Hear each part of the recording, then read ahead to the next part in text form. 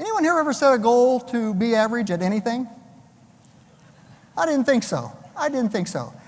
I heard when I first started speaking that the average person speaks at about 125 to 150 words a minute.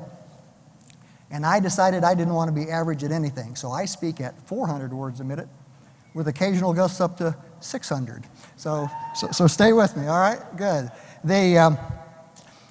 But you know, why be average when you can be awesome or amazing or remarkable or sensational or phenomenal? Why? No one sets a goal to be average, but you know what? I find very few people set goals to be awesome, amazing, and all those other things, remarkable, sensational. And there's just a slight edge difference between awesome and amazing. Between average and amazing, or average and awesome. Let me demonstrate that, okay? I'm going to ask you to do something, so put your pens down. Stand up and raise your hands as high as you can. Okay, everybody please. Okay?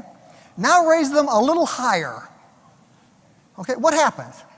Okay, you can sit down now, thank you. What happened? You were able to do it a little higher. Okay, I said raise them as high as you could, and then we can always go a little bit higher. And what I want to talk about today, and what I want to share with you, is the difference between average and awesome. It's just a little bit. It's just doing some things right. Joyce and I were married on March 18th, 1967. And we wanted to have children. We wanted to start a family, but things just weren't working out. But fortunately, 11 years later, Lindsay Rebecca Houze came along, and she was, all children are special. I happen to think firstborns are special. Because we waited so long, she was extra special. Now, I'd always played sports. I was real involved in athletics, and I'm hoping that my little daughter here would take an interest in sports, but she didn't show much prowess. She didn't show much athletic ability. And I was a little concerned about that, but I thought, well, I love her anyway. Then, when she was 9 years old,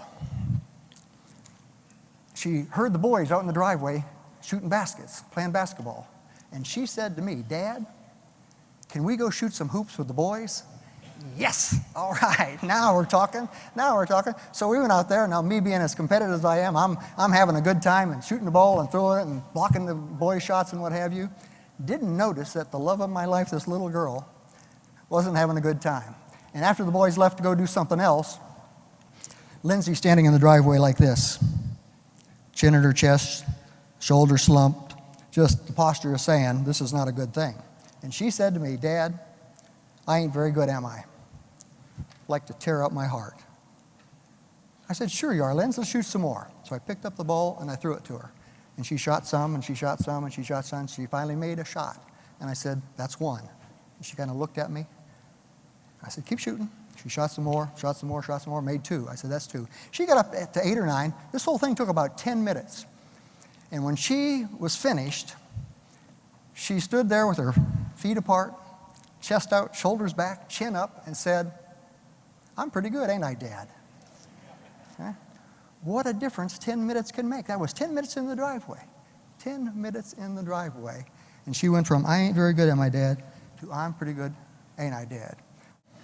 Jim Leland, when he was a young manager of the Pittsburgh Pirates baseball team, said he knew it was going to be a long, tough season when at the first game he was standing beside his star player and they were playing the national anthem. And his star player said, every time I hear this song, I have a bad game.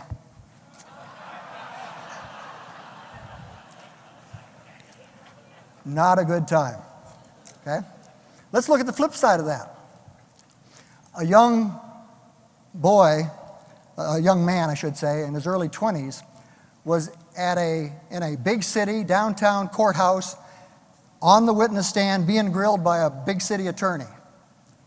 And he said to the young man, young man, he said, can you explain to me how just a few weeks ago at the scene of the accident, you told the officer on duty that you never felt better a day in your life, and here you are just a few days later suing my client for personal damages. How can you explain that? He said, well, sir, it's easy. He said, I was on my horse-drawn cart with a pig in the back, minding my own business, going down the street, and when I went around the curve on my side of the street, your client came around in his automobile too fast, hit my horse a glancing blow, tipped the wagon over, knocked the horse dazed into the street, knocked the pig dazed into the street, and when the officer in question showed up at the scene, He saw my horse staggering around, dazed but not dead, took out his gun, shot and killed my horse.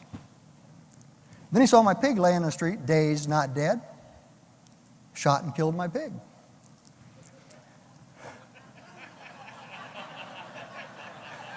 Then he walked up to me and said, "Young man, how do you feel?" And that's when I told him, I never felt better a day in my life. Okay? Now, hopefully someone doesn't have to have a gun drawn for you to say, I never felt better a day in my life. Because the way we feel is an attitude. Okay? Being awesome is an attitude. Being sensational is an attitude. Being phenomenal is an attitude. Being incredible is an attitude. It's how we look at ourselves. I ain't very good, am I? I'm pretty good, ain't I? Okay? So there we go. It's the way we talk. Guard the way you talk to yourself.